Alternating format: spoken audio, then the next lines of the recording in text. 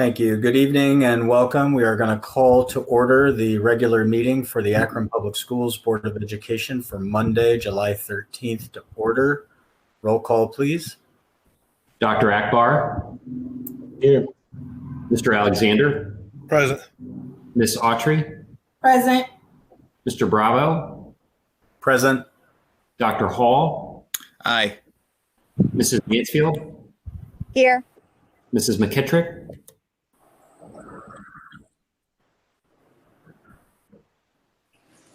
Mrs. McKittrick.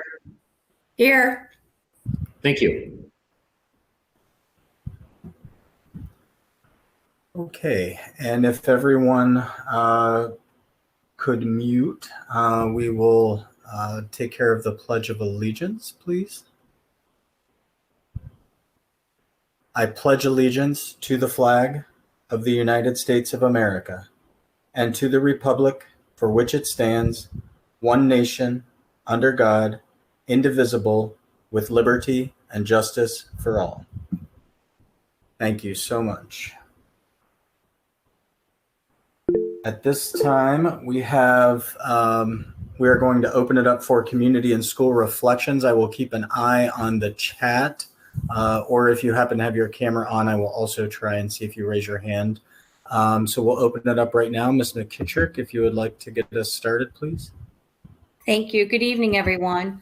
First, I'd like to express my condolences to the family and friends of Jaden Shipp, who would have been an incoming senior this year, and he lost his fight with cancer, so my deepest sympathies to his family. Second, I would like to thank the parents, family members, faculty, staff, etc., who reached out to me and given input regarding reopening the 2021 school year. I really appreciate and value your opinions. And as we navigate how best to reopen, I would like everyone to remember that the word unprecedented has been used repeatedly to characterize this pandemic. And therefore, the way we've always done things won't necessarily work. And we have to evaluate, and in some cases, perhaps reevaluate all of our options when deciding how best to educate our children so that their health, the health of their families, the faculty, staff, and administration all remain our priority. Thank you. Thank you, Ms. McKittrick. Would someone else like to go next? And a couple of the cameras on my end are stuck, and I'm not sure if that's just me or so if you could put it in the chat just in case.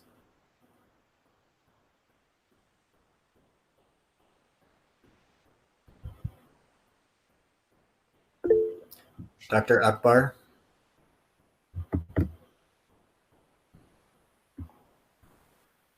Yes. Thank you very much, Patrick. I think what Val shared, Ms. McKittrick shared earlier is spot on.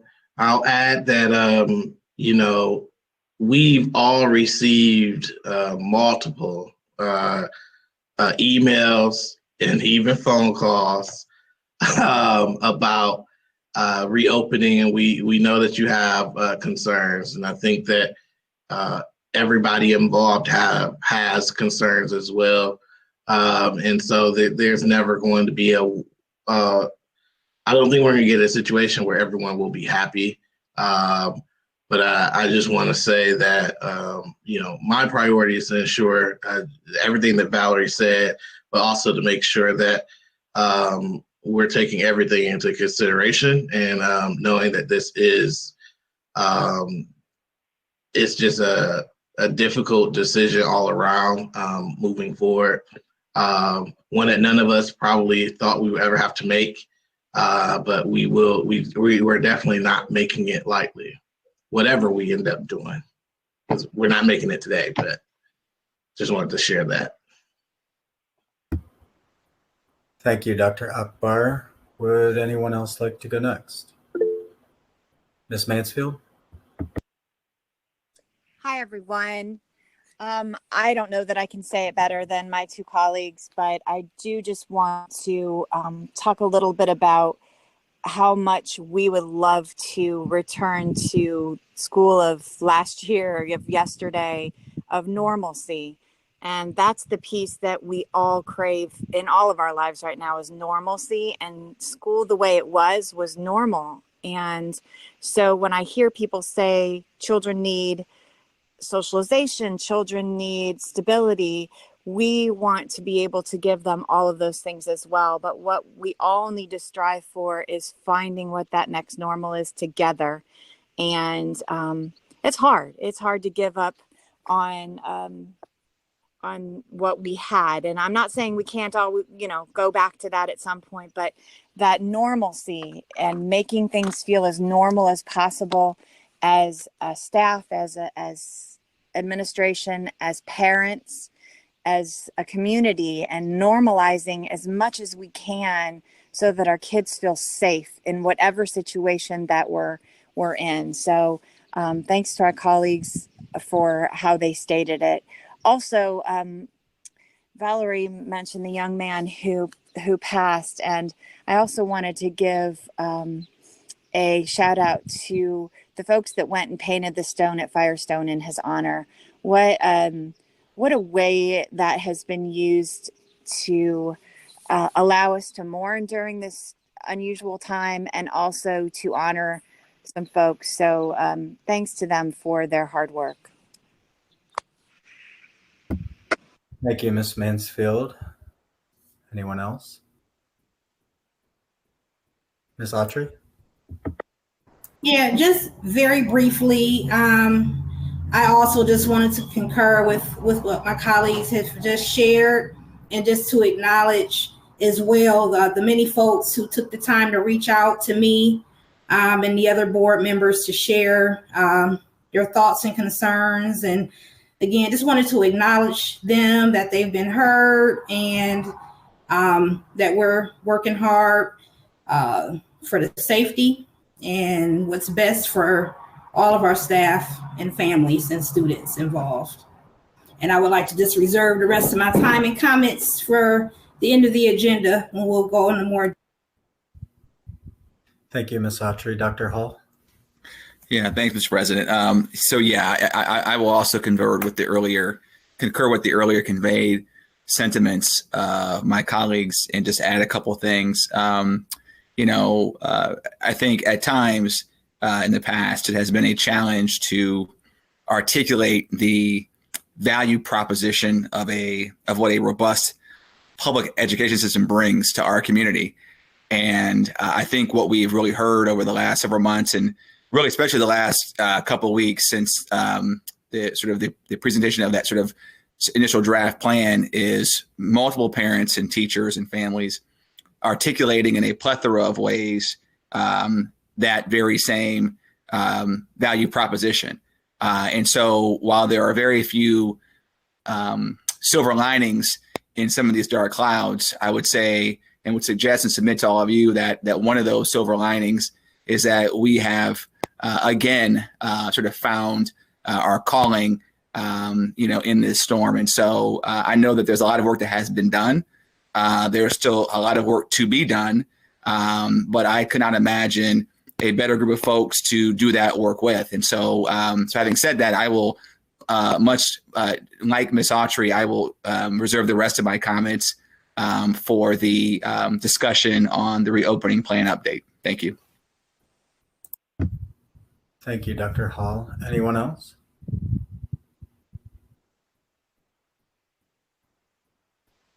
Okay. I'm going to give just a few comments now so that I can get through the president's report later. We'll just kind of, I'll gloss over that a little bit because I really want to save time for the discussion on the reopening. And I know that a lot of you would like to share some comments and feedback and things that you've been receiving from the public. So first, let me say thank you to our superintendent and his staff, to our treasurer and his staff, to our union leadership and their members for really doing a yeoman's job in working on this reopening plan. I know it's not perfect yet, and as has been stated earlier, we're not making any decision tonight. It's a plan that continues to evolve and change as we continue to receive guidance and updates from local, state, and national authorities and medical and public health professionals and the community itself. But you guys have put in so much work, and we really appreciate that. We know how difficult this is. This board is faced with making some of the most difficult decisions it's made in recent history. And it's, it's one of those times where when we get it right, we're not necessarily going to be celebrating if we get it wrong. We're really going to get it wrong. We have so many interests, competing interests in some cases, to balance the health and safety of our kids, the health and safety of our staff, the need for our kids to continue making progress. There's so much to consider here. And I hope that the community knows and can feel that we are moving forward in a very thoughtful and deliberate way. And we are really taking our time on this, even though we don't have a lot of time to spare. But we are really trying to make thoughtful decisions. And so we really appreciate, again, all of the folks that have reached out to us through email, by phone call, through the website. Please know that you can reach us in any number of ways. Our phone numbers, our email addresses are listed on the APS, our akronschools.com website. So please reach out to us and share your feedback. We've received a lot of that, and thank you to the board members who have responded and copied some of our colleagues so that we can see some of the feedback. For the board members too, we're going to be coming up with a way where you can start sharing some of that feedback with the rest of the group so that we can all keep it in one place too as you continue to get some feedback. And we can get you some answers that everyone can also see then in case they're getting some of the same questions. We have a lot going on outside of the reopening plan. And so just a couple of things I'll mention. You all should have received some emails regarding the superintendent and treasurer evaluations. So you'll get the most recent evaluation as well as a copy of the blank evaluation. And during new business, we'll talk about those a little bit. And if you have any questions, we'll walk through some of that. And then we still, you should have also gotten some emails checking your availability for board retreat. Obviously, we're a little behind where we wanted to be with the board retreat, but we've also been trying to allow the staff to keep their focus where it should be, which is on the reopening plan. So if you get a chance and you haven't responded to those emails yet, please check those emails and let us know what your availability is in August for the board retreat. If there are no more community and school reflections, then we will move on. We have no requests to address the board. We have no recognitions or communications this evening. So hearing nothing else, we do have a need to approve meeting minutes from the special meeting from June 19th, the regular meeting from June 22nd, and the two special meetings from June 29th and July 1st. Do we have a motion for approval of those meeting minutes? So moved. Second. Thank you, Ms. Autry, Ms. Mansfield. We have a motion and a second. Are there any comments, question, or discussion on the meeting minutes? Hearing none, roll call, please. Mrs. Mansfield, Yes. Mrs. McKittrick, Yes. Dr. Akbar, Yes. Mr. Alexander, Yes. Ms. Autry, Yes. Mr. Bravo, Yes. Dr. Hall. Aye. Thank you. Thank you so much. Superintendent's recommendations, personnel. Mr. Superintendent, you're muted. Sorry. I wish to recommend approval of the personnel recommendations presented in categories 5 through 16. Also in category 16, I regret to report the death of Mr. Frank Krichovic, who was a consulting teacher in teaching and learning, who passed away on Friday, July 3rd. He was an employee of the Akron Board of Education for 20 years. And also, I regret to report the death of Mrs. Joanne Nauer, who was a secondary LRC technician at Firestone and Litchfield COCs, who passed away on Thursday, July 9th. And she was an employee of APS for 40 years. Thank you. And certainly our thoughts and prayers go out to their family members. Do we have a motion on the personnel recommendations? So moved. Second. Thank you. A first motion by Ms. Autry, a second by Ms. Mansfield. Are there any comments, questions, or discussion on the personnel recommendation? Hearing none, roll call, please. Mrs. McKittrick, Yes. Dr. Akbar, Yes. Mr. Alexander, Yes, abstain from 5.8. thank you. Ms. Autry, Yes. Mr. Bravo, Aye. Dr. Hall, Aye. Mrs. Mansfield, Yes. thank you. Next, Mr. President, I wish to recommend approval of the resolutions and motions presented in category 21. Thank you. Do we have a motion on the consent agenda items? So moved.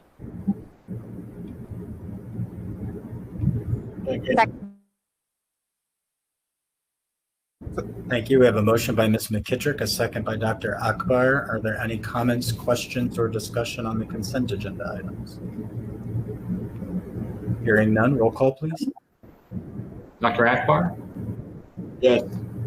Mr. Alexander, Yes. Ms. Autry, Yes. Mr. Bravo, Yes. Dr. Hall, Aye. Mrs. Mansfield, Yes. Mrs. McKittrick, Yes. thank you. And finally, Mr. President, I wish to recommend approval of the business affairs recommendations presented in category 23. Thank you. Do we have a motion on the business affairs agenda items? So moved. Second. Thank you. A motion by Dr. Akbar, a second by Ms. McKittrick. Are there any comments, questions, or discussion on business affairs? Hearing and seeing none, roll call, please. Mr. Alexander, Yes. Ms. Autry, Yes. Mr. Bravo, Yes. Dr. Hall, Aye. Mrs. Mansfield, Yes. Mrs. McKittrick, Yes. Dr. Akbar, Yes. thank you. Thank you. Superintendent's report. I'll reserve my time under unfinished business. Thank you. I'll also be reserving the balance of my time on the president's report for comments on the reopening discussion. Treasurer's report. Just a reminder that our finance committee meeting is scheduled for next Monday. We are likely to repost that as a special board meeting. Invite all to attend to have further discussion regarding upcoming operating levy. Thank you so much. Committee reports, legal contracts, and board policy.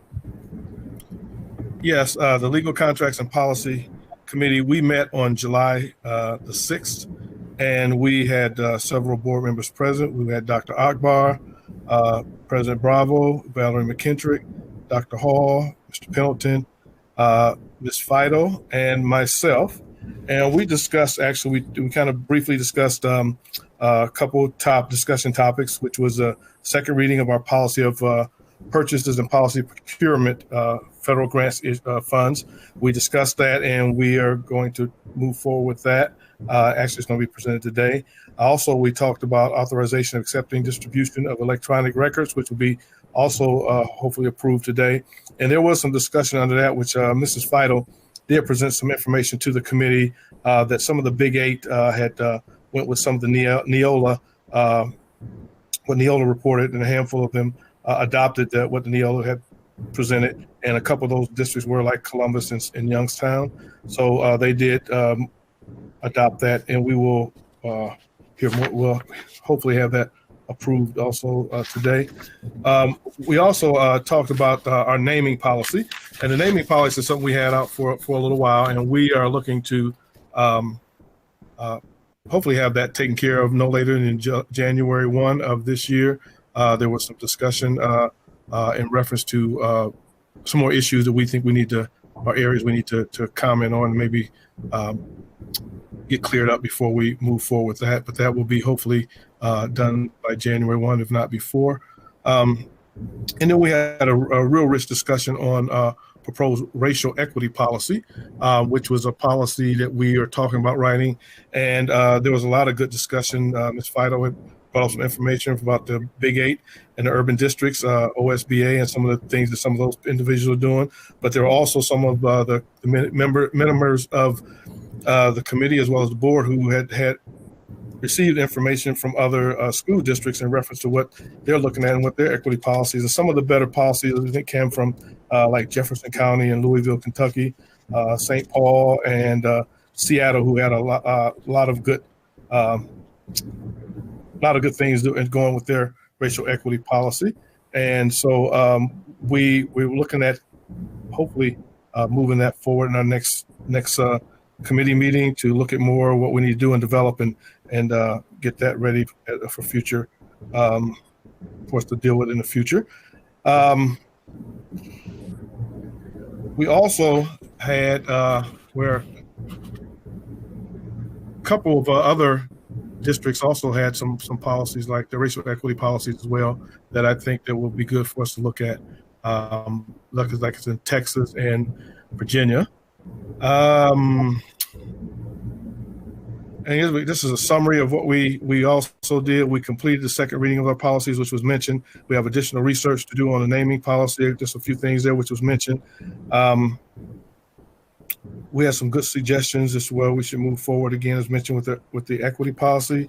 And we also discussed, which I think is good, because also with our equity policy, just like the racial equity policy, you have a committee, and we talked about maybe putting together a committee, because there's a lot of recommendations where the committees are there in all these other districts, and where you would have some people from the school, you would have people from the community, you would have other individuals as far as administration who would be there, and the teachers union as well, who would be a team of people to make sure that we are following the guidelines, and they will be monitoring and reporting out on that policy as well. So we hope that we will have this ready, hopefully in a few months, that we can probably, maybe even before then, that we can bring something to the board, let board members look at it and make suggestions or changes that they may think would be wise for us to have, and then we will move forward from there. Dr. Akbar, if I missed anything, can you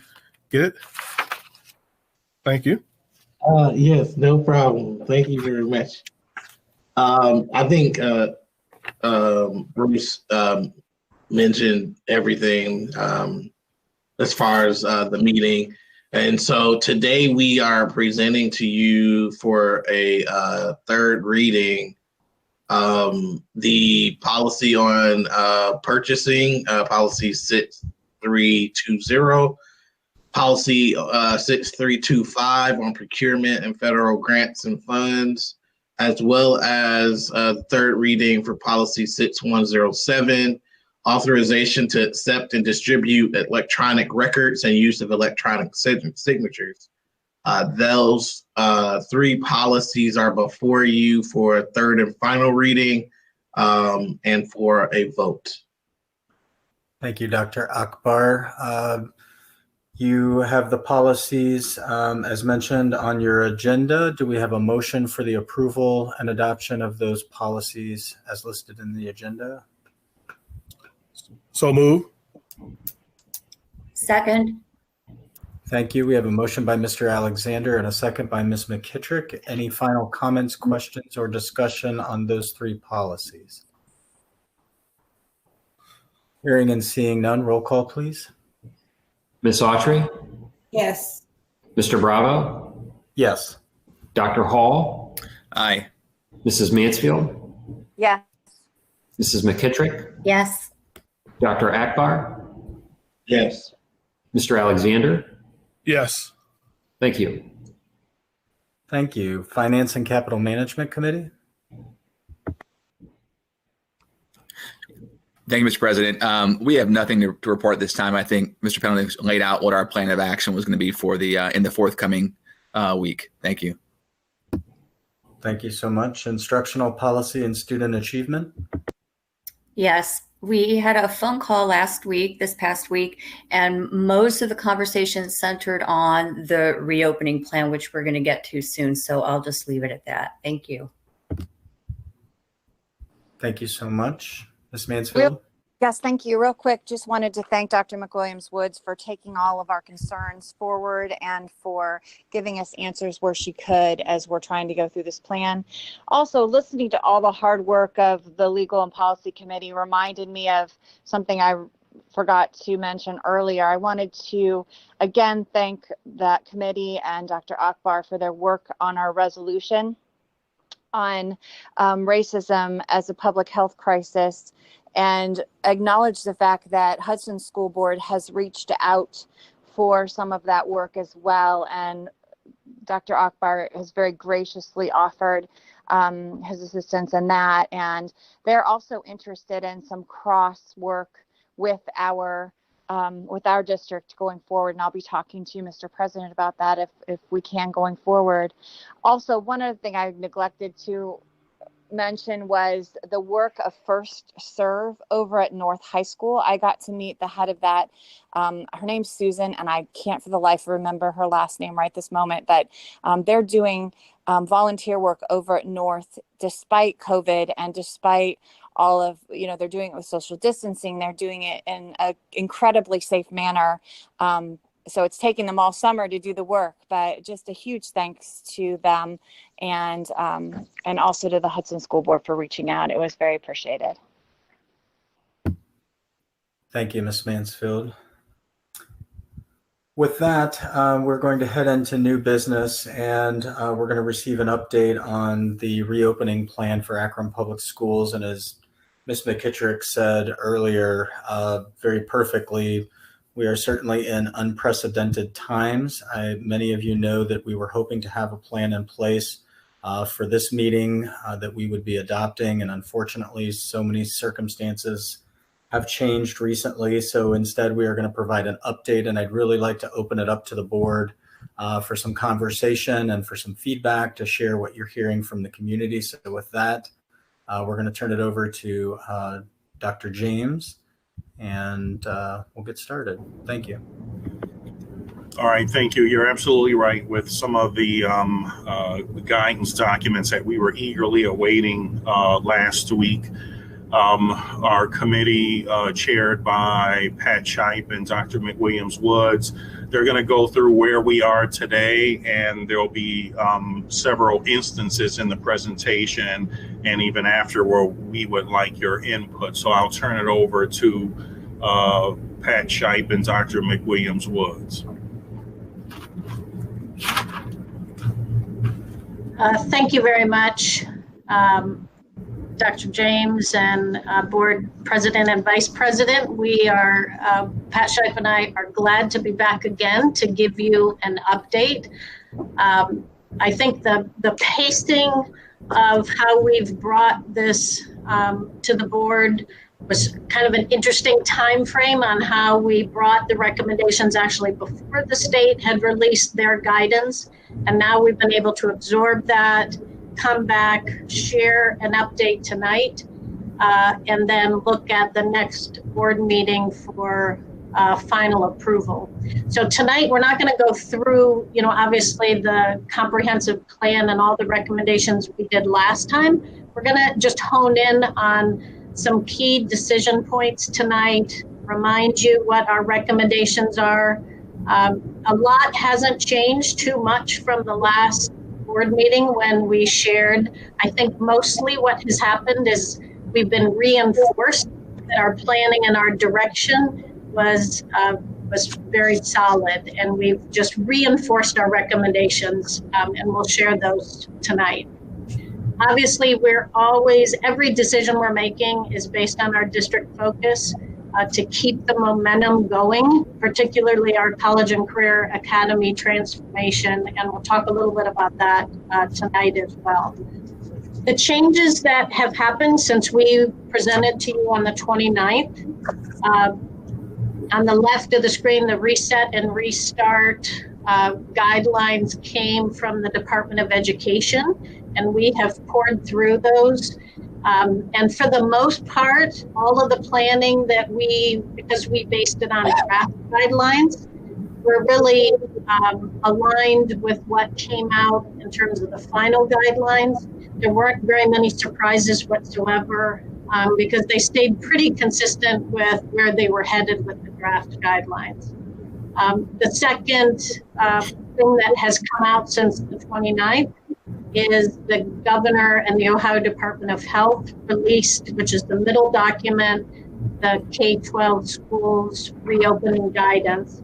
And again, we poured through that. Fortunately, because of our superintendent's close connection with both the governor and the state superintendent and serving on advisories for both, we really were able to get kind of a front row seat on a lot of the changes that were coming. So again, not a lot of surprises, not a lot of additional information. We'll show you where there were a few nuances, but I think it just reinforced our plan. What we've done since the 29th is we have worked very closely with our key partners from the Summit County Public Health and then our own Akron Children's Hospital, who supports all of our health clinics throughout the school district. We've worked with them, kind of digested the guidance, and we'll show you those updates tonight. The other big thing that has happened since we met on the 29th, as you all know, that Summit County moved from a level 2 to a level 3 based on the data indicators that the state has set up in terms of risk factors. So again, similar to the guidance, this is just one thing that reinforced our recommendations and I think solidified our plan and our update for you tonight. These were the key health advisory recommendations that we shared with you last time. And for the most part, these stayed similar in terms of what the Department of Health put out and the Ohio Department of Education. The plans talk more about, instead of a rigid 6 feet of social distance, they talk about maintaining social distance. We will, I think it's important for you all to know that on a call last week with all the administrators in Summit County Public Health did say that they could support plans that went down to 3 feet of social distance if all of these other health things were in place, like masks and things like that. So you may hear some districts talk about that. Tonight, we are still here talking to you about staying in line with what the governor, what the CDC, the Center for Disease Control, that optimally, and Summit County Public Health did say on the call that they think, the safest distance is that 6 feet. And so we're here tonight to continue to reinforce that as part of our plan. And I'll talk about that when we look at the models again. The other things were the capacity on the bus. The 50%, the way that has changed from last time till now is just maintaining social distance on the bus. We do know that the Summit County Public Health would support, with many health conditions kind of in place, would support having 2 students per bus with masks and with lots of other health conditions. So when we were here on the 29th, it was sort of looking more like a strict 50% capacity.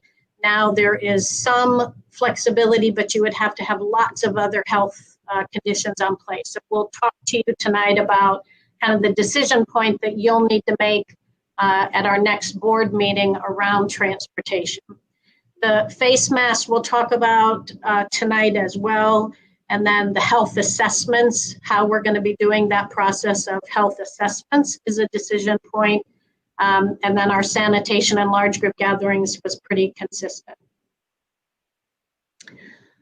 One other thing that we are prepared for, and we wanted to go through tonight's board meeting and then tomorrow finalize plans.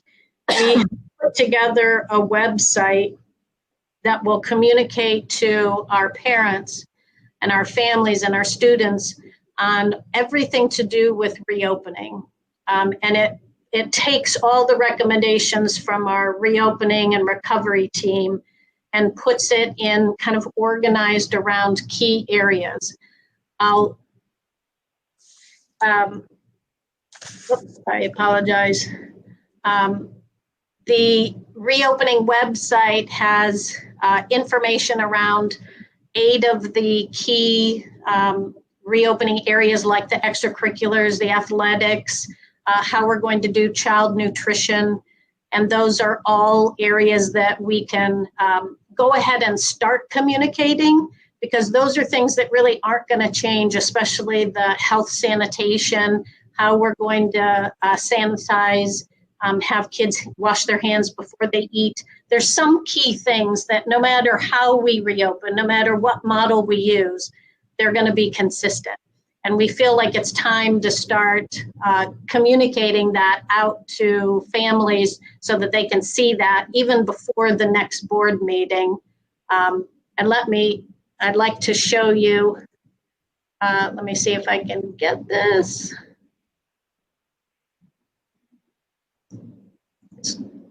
It's looking like my hyperlink, there it goes. It wasn't working right away, but I'll show you. This is what the website is going to look like with an opening letter. For right now, we've got key terms for reopening, and eventually this place will be where the school models will go once you make decisions at our next board meeting.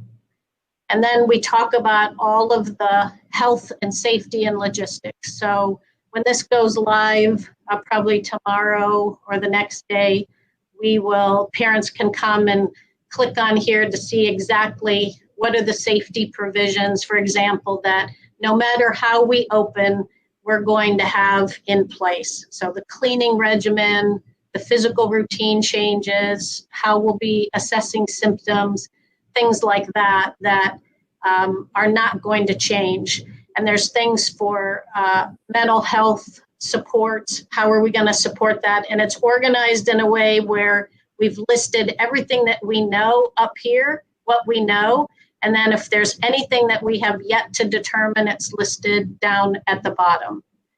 So each of the areas, so families can start to get the understanding, see how are we going to deal with meals. This is all the way the meal service will be provided. And then there's a few things that we still have to determine. And then that will change. We'll keep updating it. And then we'll update it when you make the major decisions in terms of the reopening.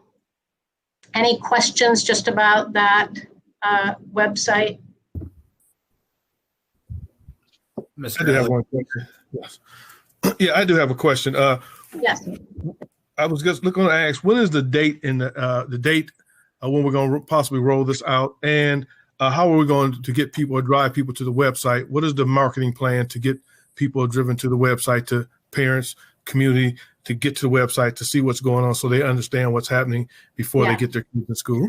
That's an excellent question, because we can post things on the website, right? But if nobody knows they're there and we don't drive people there, we actually have a team that has mapped out, it's almost a day by day kind of outreach plan with emails, with social media contacts, with all calls where this will be announced so that everybody can start to drive to it.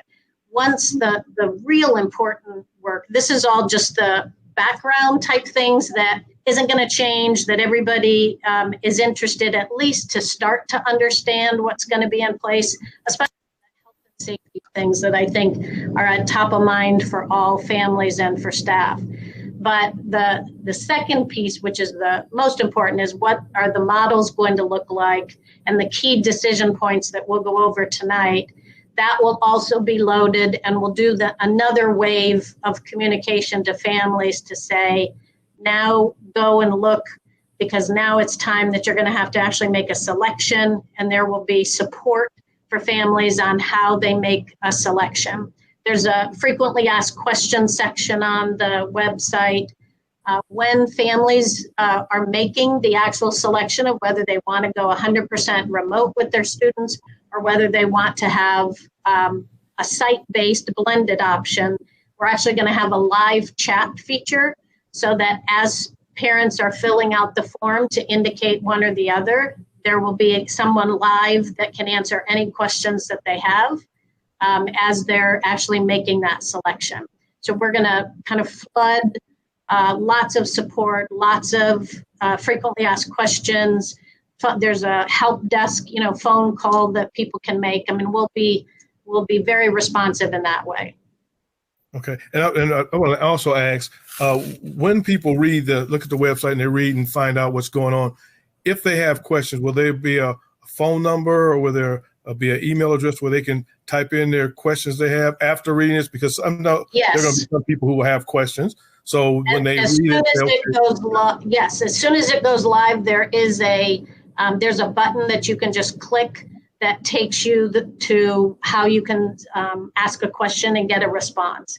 And someone will be monitoring that every hour of the day as people, so that they can, if they leave their phone number, someone will call them right away, or they'll just answer their question via email. There'll be both options.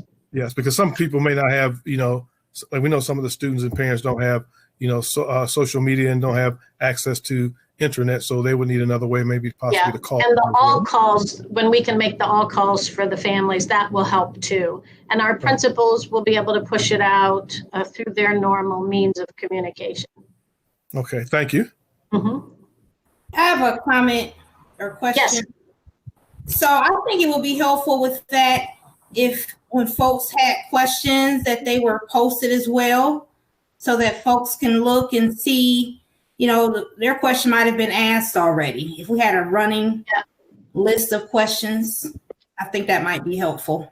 Yeah, we've started, there's I think 5 questions posted right now. So we have right next to where families can ask questions, there's a frequently asked questions section that you can click, and you can see all the types of questions that people have been asking. And so the good thing is, whenever they click to go talk to somebody, we'll be able to capture those questions and then just keep loading more and more questions and answers on the frequently asked question section of the website. Other questions or comments on the website piece? Okay. So the rest of the update tonight is really honed in on the 6 key decision points that the board have by, I put July 20th because that's what is tentatively been talked about it for the next meeting. And obviously if that changes, we'll adjust that. But there are 6 out of all of the reopening pieces and all the recommendations that we've provided. It really comes down to these 6 kind of big blocks. The first one obviously is the school models, the 100% remote, and a blended option, and then K2 being full-time. That decision by our next meeting will be obviously that'll be the top decision needed to be made next time. The second decision is the grade levels for face coverings, and we'll talk about the face coverings and what our recommendation is. The governor's plan and the Department of Health's plan strongly suggested face coverings for all grade levels. And the governor actually answered this question in the press conference that he felt like all grade levels could wear them, but they put in the plan recommendation for at least 3rd grade through 12th grade. So we'll talk about our recommendation tonight. The third thing is the number of students on a bus and making that final decision of options, and we'll show you those options tonight. This is a new item tonight that came up since the last time we were together, whether we should waive uniforms, the uniform requirement just for this year. It has come up in questions from parents, and then it's also came up from our principals, and we'll talk about our recommendation regarding uniforms. The 5th decision point is whether to add staff prep days in August to give us more days to prepare for all of the routines that we're going to have to be shifting in our buildings and the health items and preparing remote lessons. So we have a recommendation tonight for that. And then the last item is the student and staff health check procedures. And so we'll talk about what kind of decisions will need to be made regarding that. So 6 areas, and that's what we're going to step through each one of those. So decision number 1 is the school models. Hold on for 1 second. It looks like Mr. Akbar got disconnected. Yes, let's pause for just a minute. I'm going to shoot him a text just in case.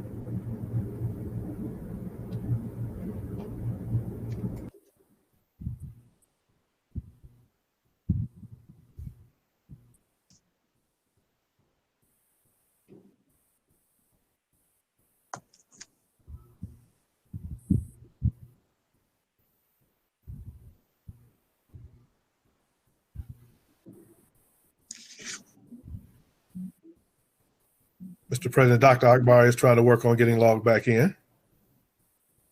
Thank you.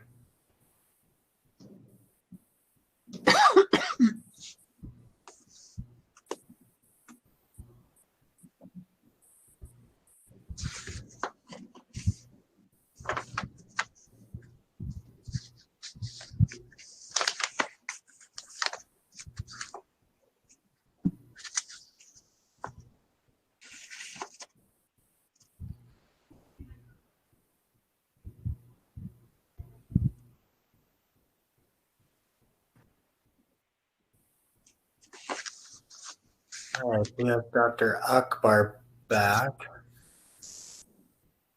Dr. Akbar, can you let us know, did you miss anything on the previous slide?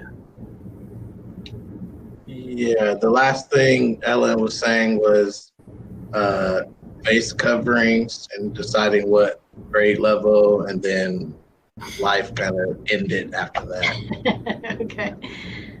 I'll go ahead and recap the other items in this list of 6 decision points for the board. The third one is the number of students on a bus, and we'll talk about each one of these in subsequent slides. The 4th decision point is whether to waive uniforms, and this is a new item that didn't come up as part of our recommendations on the 29th, but there have been a number of questions from parents and a recommendation from our principals and grades K through 8 regarding uniforms, and we'll talk about that tonight. And then item 5 is whether to add staff prep days in August to provide additional support to create all of the new routines that we're going to have to create in our schools and to prepare all the remote lessons, and we'll show you what that would look like. And then the last decision point is student and staff health check procedures on how we're going to actually do the kind of the symptom monitoring and health checks in our schools. So we'll talk through each one of these tonight. So the first decision is the school models, and we're here tonight to continue our recommendation that we made last time. Nothing has shifted us off the recommendation that we really, as I said last meeting, there really are only 3 options for reopening school. Either you're 100% remote, you're doing some type of blended model, or you're 100% site-based. We actually have incorporated all 3 of these into our plan, depending on the grade level. And I'll show you, I'll just refresh your memory just kind of quickly through the models. And then I know there's been the most questions about high school, so Mark Black and I will talk more about the high school option. One thing just to remember, that when you're looking at the site-based any site-based model, which would be bringing kids back 100% of the time or doing some blended, the key is that if you're going to follow the CDC recommendations, the Department of Health, the Ohio Department of Health recommendations, that 6 feet is the optimal in terms of maintaining that social distance. It really does take a class and splits it basically in half, almost a little bit less than half. And that consideration of that 6 feet of social distancing, we're continuing tonight to recommend that we maintain that. I think moving to the level red and the governor's and the state advisory just reinforces that even more. So the way that we laid out the models last time, just a quick summary, and then if you have questions specifically about one, we can dive in once we go through these. The preschool model is really basically the same exact model that they already have, because they already are 5 days a week, half-day sessions.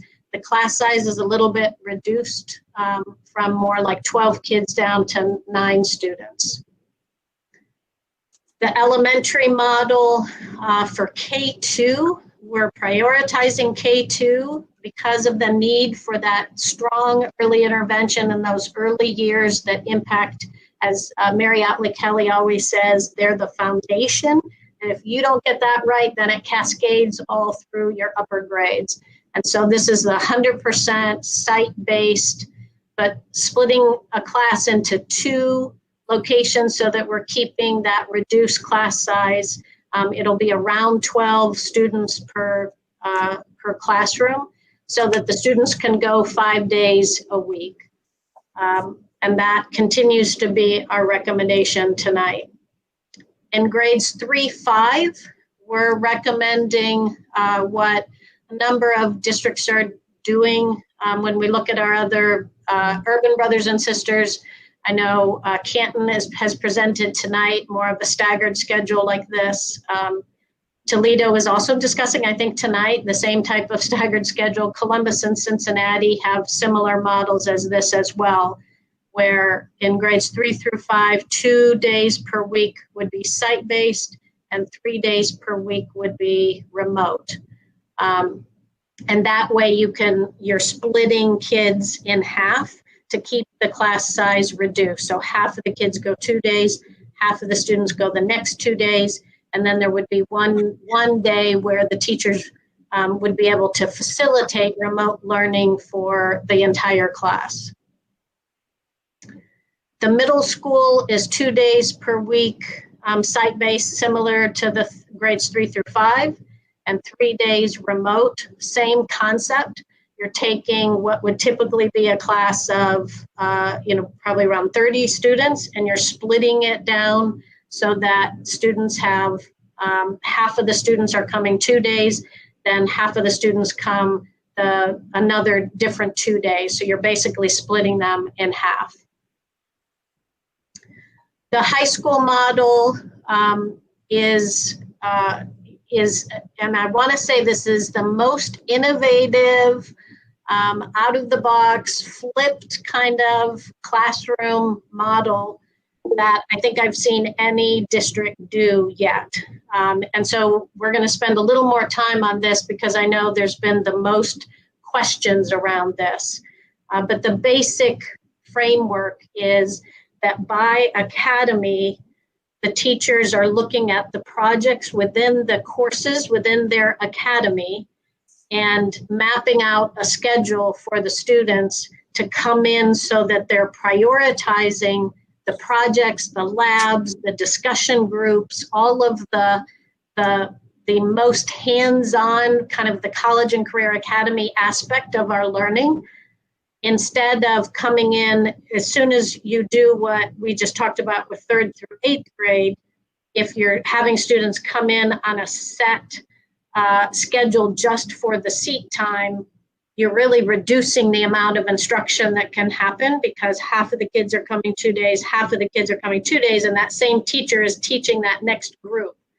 The way that the academy teachers want to be able to look uniquely at the courses that they're offering and map out a schedule. And Mr. Black will go into more detail about what that schedule looks like so that families will know in advance, they'll know the days the students are coming in, but it will give the flexibility to be able to focus more on the hands-on projects versus just trying to count minutes of seat time.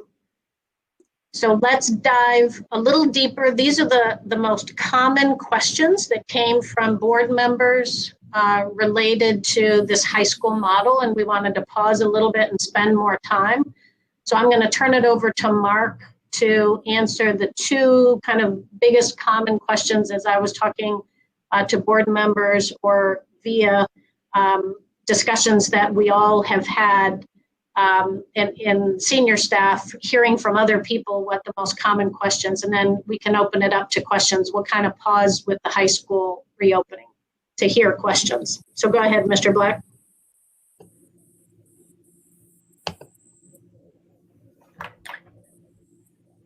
Good evening.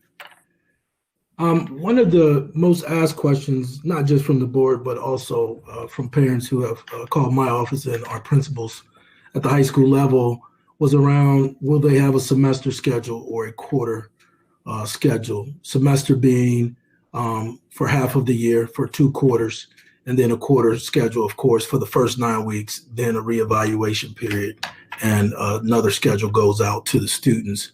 The schedules will be designed quarterly with 2 weeks of flexible rotations to support enrichment and intervention. And what that means is each student will have designated day when they're coming to the building, but the teachers will have the opportunity to bring the students to the building more based on their progress through the rotations or sessions rather that they would go through for the first 2 weeks. The learning experience will consist of remote and on-site for each week, with students attending 1 to 3 days a week within a cohort group. The one thing that we all have to understand is this remote learning does not look like what we did 4th quarter, because our teachers are at the building, they're planning, collaborating, and able to work with students and families remotely and face-to-face. So that's the first thing we have to understand. The second one is when we did this in the 4th quarter, we had students that were completing college credit plus courses. Now we will be starting the school year where they will have some college credit plus courses and some courses at the building. So when we say 1 to 3 days a week, that means a student may report to the high school 1 day a week, but they may be going to the University of Akron, Stark State for the other days within that week. So we had to take in consideration all of our students within this plan. The groups will be based on academy, grade level, and the courses that they're taking, such as AP, CCP, IB, if I'm in the arts program, things of that nature. Provided with the relevant learning experience and uphold the safety of each child and allow for contact tracing if needed, so that you know the cohorts that your child has been rotating with, as well as the school buildings will know what cohorts the students were a part of. So they will be assigned to them strategically.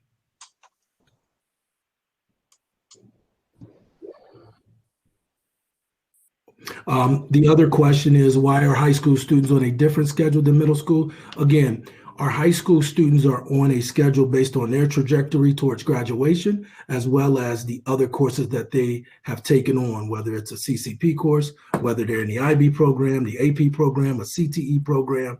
We have a more complex schedule than a middle schooler will have, which means more time for our students to follow the portrait of a graduate, where they will have to identify challenges, where they will have to show that they can collaborate, where they will have to show that they have strong habits of mind. Because as you guys know, our goal is to make sure students are ready for college, career, and life. And we know that at the college level, this blended flipped learning model exists, as well as within some of their daily jobs that they will have to take on. So our number one goal is to ensure that our students graduate high school and uphold their portrait of a graduate. And through this flipped learning, we'll be able to do that by front loading the work. When they're at home working remotely, the work will be front loaded. So when they come to face-to-face sessions at the high school, they're not getting lectured. They're doing more of the real world experiences and collaboration so that they can show what they learned at home remotely, they can turn into a product within the school day when they're face to face with the teacher.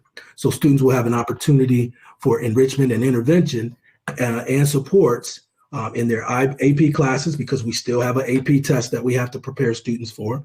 We still have IB commitments that we have, as well as CTE credentials and electives that students will need for graduation.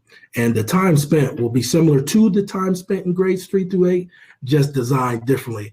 As Dr. McWilliams-Woods said, it's a more innovative organization of how students can get learning, but also how students can demonstrate that they learned in real time while they're face-to-face with their teachers. So just to summarize those key concepts then, so students and families will have a schedule where they'll know which days the students, the academy, which days are assigned to that academy. And they'll know that by the entire quarter, they'll know that. And students will have that opportunity at least once a week that they'll be site-based, having based on the academy teachers designing. The flexibility is more what they do when they come versus the time. So they'll be at least that one day a week, but there will be more opportunities to get to 2 or 3 days depending on the courses. And what's so unique, if you think, I use this phrase all the time, that really what we've designed with our high schools is more like a college type schedule. The college and career academies is designed more like students having a major, students having specific courses.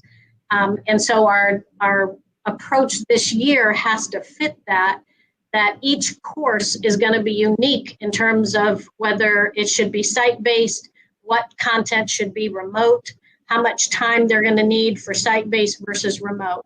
We much rather design that course by course, but the families will know ahead of time, here's the days assigned to this academy, so that families can plan and know ahead of time. And then the flexibility is if a course requires some additional time to prep for the AP class or to some additional intervention needed for math, the teacher can always add more time then for a student to come in based on the uniqueness of that course and the uniqueness of the student. Okay, I'm going to pause because we are at the last part of the school models. So to summarize, just in terms of the models, what we're recommending tonight is the same recommendations that Pat and I brought on the 29th. Everything just reinforced that this is the right direction and we're on the right track. We're trying to give you more detail about the high school model, since that's where most of the questions came in. And I just want to say this because I think this is going to be what's going to happen the next week or two, is there will be some schools in this county that are going to go back full-time with 3 feet of social distancing and try to have all their kids go back at the same time. And we're hearing that some schools, it may be some private schools, it may be some of the surrounding schools in the county. We have talked a lot since the 29th, how we feel about that. Where do we fit in that world? And we have come out of all of that discussion with the confirmation that when you look at the safety of our students, when you look at the safety of our staff, and all of you know, and we talked about last time, the staff really have the greater risk in terms of the data. When you look at the staff safety, when we look at our ability as a district to provide the academic supports and the remote learning opportunities because of the infrastructure that the board has created over these years, we really feel like this is the best option. These different models depending on the grade level.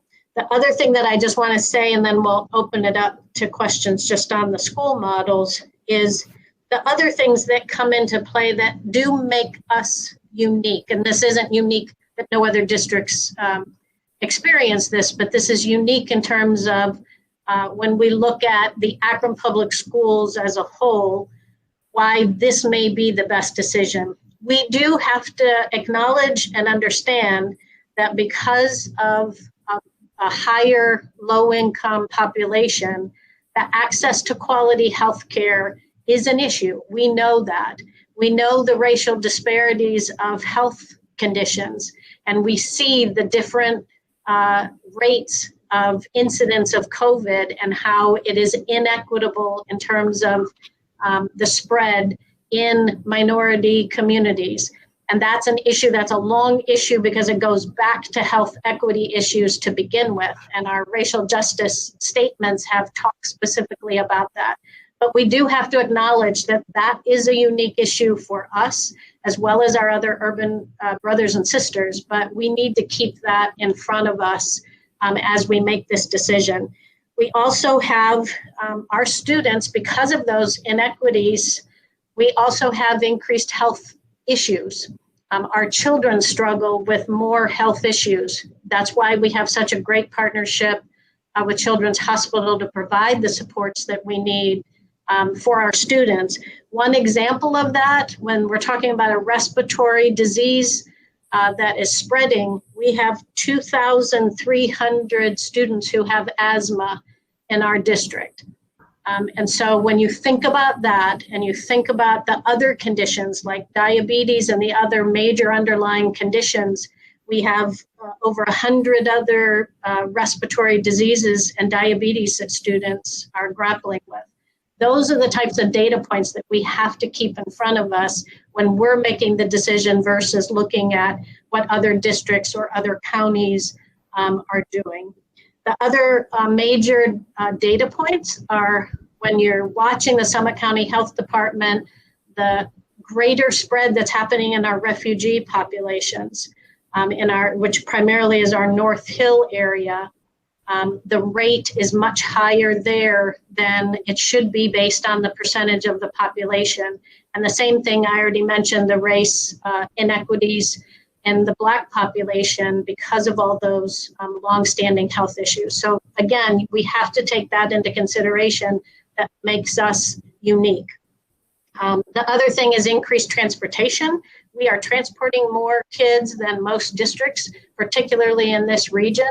And that we have to then, that is another factor that we have to think about on how we're getting kids to school and how can we do that safely.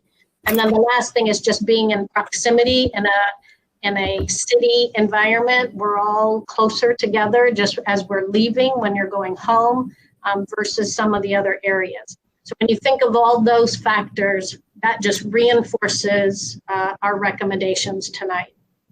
So now questions just on the school models before we hop to the other areas.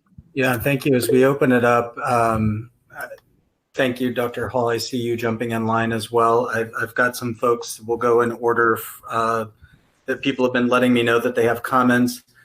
And as we look at all of these models, I'm really interested to hear from other board members. I'm struggling in my own heart. I guess I want to know that we're making the right decision, and not just the right decision for our students, but as you've stated, the right decision for our staff. I'd love to hear more as we continue these discussions, to hear more about the safety of our staff and what that looks like, because there's certainly a lot of concern there. And I think for as much as the feedback we've continued to receive from parents and community members about the safety of our students and what reopening looks like for them, I want to make sure that we're all having a thoughtful conversation about what that looks like for our staff as well. With that being said, on the school model, I'd like to open it up. Ms. Mansfield, Dr. Akbar, Mr. Alexander, and then Dr. Hall. So Ms. Mansfield, if you want to start.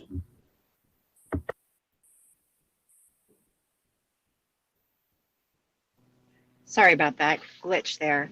Oh gosh, there's so much. So I just want to go back to my original question. But before I do that, I just want to thank Dr. McWilliams-Woods for reminding us and reminding the city that we are unique in Summit County. And as these other districts make their announcement, there's a reason why the governor is letting us have local control over this. And we have to do what's right for Akron, not what's right for Cuyahoga Falls or Springfield. And so thank you so much for bringing that up and bringing up the healthcare disparities, because I think that is going to be a highly overlooked piece of this. Getting back to, because I could go so many different directions with this, I just want to go back to my original question. Ellen, could you bring up the slide of the 3rd through 8th grade? I just wanted to see if you could highlight just a little bit. You did such a great job of explaining the high school model this time around that I feel like I have a much better grasp of that. Could you just highlight the 3 through 8 model? It had something about the details for what those remote days look like that I thought we should really focus on for families, because I think there's this idea that they're in school 2 days and then they're just going to be sitting at home. And Mr. Black also pointed out that this is not what we did in the 4th quarter. But can you just kind of highlight that part, just put a little emphasis on that for us? Absolutely. So the way that the remote days will look like, there's actually 3 remote days when you think of 3 through 8, because kids are 2 days site-based, then the other half come 2 days, and then there's 1 day left in the week. One question that came up that I might as well just answer now as part of this is we've had the question, well, why don't you have the kids on the 2 days when they're off? Why don't you have them pipe into the class so that they can actually be watching it at least? But you do have to realize that what's happening is the teachers are replicating what's happening. So you're doing 2 days. So say, for example, 2 kids come Monday, or half of the kids come Monday, Wednesday, and they're getting a lesson on the rotation of the earth, okay? And then the next half come in on the other 2 days, on Tuesday, Thursday, and they get the same exact lesson. So the kids would be coming in and piping into the same exact lesson if we were to just videotape the teacher doing the lesson. So what will need to be designed, which is why one of the reasons why we're adding days at the beginning of the year, is on the remote days, the teachers will have posted assignments, projects, lessons in their Google Classrooms for kids to go do during those 2 self-directed remote days. And they'll be, they could be hands-on activities that the kids take from when they're in school. They may take a project home to work on it. They might have to build something at home during those 2 days. So it doesn't all have to be technology. That's why we use the term remote.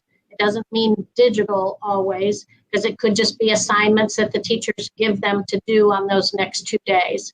The other thing that on these, and I'll call them just to help you understand the self-directed remote days.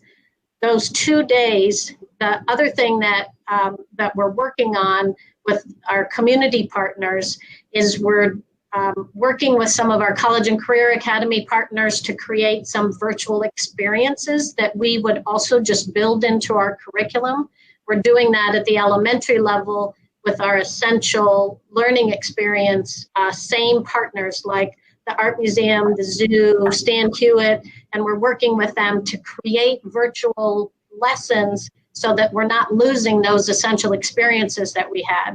And we're gonna do the same thing at the middle school with more of a college and career academy flair, that those also would be assigned on those days that are the self-directed days, that they may be piped in with a virtual community partner, learning something that is aligned with our curriculum.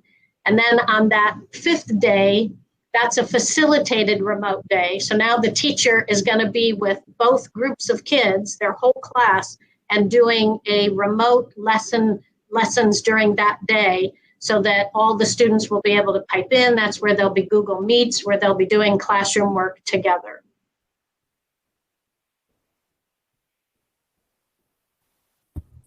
Thank you for that. I think that that's an important piece that we were missing. So I'm so excited to hear those details. I think that that'll give a lot of comfort to our parents, not thinking that it's just, it has much more meat on the bones of what we've gotten before. So thank you. Yeah, and I also want Mark, Mr. Black mentioned this also, but what we did, and we kind of make the distinction between what we did in the spring was sort of the emergency remote learning. You know, on a dime in 1.3 seconds, we had to flip the district to this remote learning. And we did, you know, the parents weren't prepared for that. The students, you know, had to just quickly, within 24 hours, all of a sudden you're remote. This, we call it APS Connected Learning 2.0, you know, is what this remote learning 2.0, there's going to be some different expectations in terms of the student engagement and the student connecting in to those Google Meets when the teachers have those. These essential experiences and community-based experiences, you know, that is a 2.0. That's a higher level of expectation for the students during the remote time. So I think all the families and the students should anticipate that, which is why we're asking for those additional days to make sure we have time at the beginning of the year to get everything prepped and prepared and to prepare our families. Thank you so much. Dr. Akbar and then Mr. Alexander. Yes, so Mark Black mentioned the project-based learning once a week for high school students, and then the possibility that there could be multiple other days, up to 3 days a week for students. I just wonder, when you think about that, and I think it was described like a college campus. I think Ellen mentioned that. But I wonder, when you think about that and you think about the fact that our high schoolers are minors, and the risks that are involved in that, how are we how do we manage that? So, you know, you have students who may have, so you get your schedule, you know, you have 1 day a week on at the building, but then, you know, you're in certain classes that are adding 1 or 2 days a week, and they're only there for that one class. So I'm assuming then they would need to leave after that. So like, how are we managing that and making sure that what if a student doesn't show up that day with, you know, how we normally do all calls? That would be harder to manage. And so I wonder if we've thought about that. I'll let Mr. Black answer the high school questions. So thank you, Dr. Akbar. We will have structures in place for the students so the parents know the days that they're going there. So when you saw the 2-week flexibility, the students will have to commit to their schedules for that 2 weeks. And then before the 2 weeks is up, they're told that it'll be extended for another 2 weeks, or they'll go to another class. The one thing we got to remember is all of our students at the high school level and middle school level, they have 6 classes that they follow, some up to 8. They will still follow those classes. It's just that the design of how they follow them will be different. So the schedule that they have is the schedule that they'll keep. So if I got math in the morning, English after that, social studies, those classes aren't fading away. And again, we got to get out of the model of what we had at the fourth quarter and know that when the students are working at home remotely, they're following their schedules independently, the independent schedule that they have. When they come to the building for that day, they're still following all of those classes. So it's not a drop in and leave out, okay? There will be a designated time when they officially leave, and that's still in discussion. But it's not a drop in for one period and then I leave. When they come, they will be there for the duration of that day, getting the supports that they need. Because the cohorts that we're creating, again, the trajectory towards graduation. If I'm off track from graduation, then I know that I'm going to be there 2 to 3 days a week, all day. If I'm on track for graduation, but I'm having trouble with my AP test, I scored a 1 on the last AP test, my goal is to score 3, I'm going to be there for that AP class and my other classes for that whole entire day, okay? So it's not a, I'm coming for one period at 8:30 to 9:30 and leaving, right? Although we do have that happen in a traditional school setting now. So, you know, our students are already asked to do that in some cases because they'll come in for a post-secondary class or a CCP course, and then they'll leave and they'll go home, you know, for the day. Yeah, I want to reinforce that we're not talking about creating a college campus type environment. We're not talking about this willy-nilly free, you know, moving. We're talking about kids will have schedules. They will know when they're coming. Parents will know they're coming, and that'll be a set time designated by each of the academies. So that will be very clear. This additional support or the additional enrichment will be unique to the course, so that if it is an intervention type course, the students may be scheduled, but they'll still get the schedule. They'll know that they're supposed to come a second additional time for that additional intervention, or if it's an enrichment type, an AP class that they need some additional AP test prep, I think I mentioned before, then they would come in for that. But parents will know that ahead of time, and they'll have a schedule. I think once we start mocking up specific schedules so that everybody can see how this is going to work and what it's going to look like, I think that it will help kind of create the image of, oh, I see. Now I know I'm going to know exactly when my kid is reporting to school, and I'm going to know what the course schedule is, because it's going to be the same type of schedule that they're getting right now. Here's the typical course schedule. Here's when the remote courses will be. Here's when the face-to-face time will be. Okay.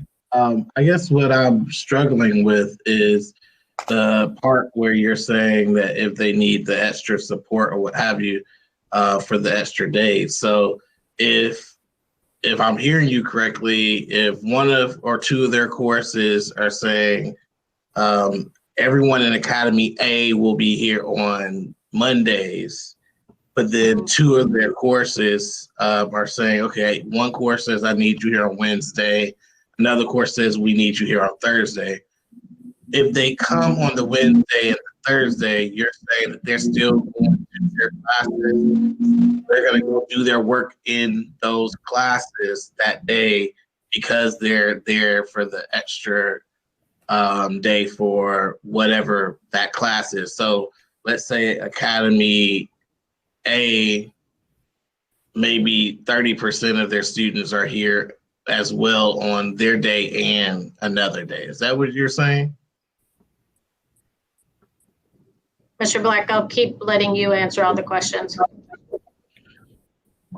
Yes, remember, we're having them travel by cohort. So if my day is Monday to be there for my collaborative learning, to have my face-to-face with my full schedule with my teachers, then that cohort group, that teacher will know that they only can come back on, let's say, Wednesday. So they'll come back Wednesday, and the teachers would know that that cohort of group is in the building on Wednesday, and they're able to go through all the courses they need support, as well as they can check in for that online learning support as well. So in that document, it talks about the core online support. So the academy can design that schedule, the teachers, the team of teachers for that student for that day. Okay. So I don't know if you answered my question. So I'm just specifically trying to get an answer to my question. So if there's an extra day, are you saying everyone in the cohort is doing the extra day if needed, or you're just saying the specific students that are being requested to do the extra day for whatever the reasons are doing the extra day? I don't think that's an answer. Yeah, the teachers are assigning the students based on how they feel they're progressing in their work online and in their work in their collaborative PBLs. So yes, they're requesting the students to be there based on their progress. The students aren't mandated, but that's the day that is dedicated for them to be brought in if they need to be brought in. And all of that is done ahead of time and communicated that this is the group that we know is going to need additional support. So their schedule will look different than the next one, or it's a cohort that's going to be a part of some enrichment higher level courses that are going to need, or lab courses that will need additional time. So that's where the cohorts will be established, and then they'll know the schedule ahead of time, that they come in on their regular Monday, but then they also come in on Wednesdays during this block of time within that quarter. Okay. These are all great questions, and these are all the questions, you know, that we know that families have as well. So keep asking. Yeah, I just want to get clarity, and then I'll back up and let, I think, Mr. Alexander's next. So what you just said is what I believe you said is what I stated earlier. They're only coming on that second day for a certain block of time, and they won't be there the whole day. The block of time that they come will fulfill the same day if they would come on their scheduled day. So we're not, I don't know if this has been discussed yet, Dr. McWilliams-Woods, about the time. So maybe that's what's confusing, you know, Dr. Akbar. Have the times been discussed yet? Yeah, we haven't talked about the way the courses will lay out. The discussion has been is that the core classes will take priority right now versus some of the electives. So we'll make sure that like all the core courses will be blocked in the afternoon, for example. Once the academy teams map out their schedules, we'll say, let's prioritize those to make sure that when kids are coming in and if they need additional intervention for math, and they're there in that afternoon. And again, parents would know this way ahead of time. They would know here's the schedule. And then the kids, then if they have sports or extracurriculars, they would stay for the rest of the afternoon then. And we are thinking prioritizing those core classes in the afternoon is what teacher said, because that's where the kids are the best equipped for core courses, and the electives could be in the morning time. Okay, so, thank you. So Dr. Akbar, off of that, if I'm set to come in for that extra day on Wednesday in the morning, I'm gonna meet with my elective teachers because I may have band and choir, or I may have AP art. So that's my opportunity to get my extra help with my elective teachers. And then in the afternoon, I'm going to go with my core teachers who feel that I need the extra help as well, because there's not going to be enough time in one day for me as an AP art teacher to get everything that my student needs to them.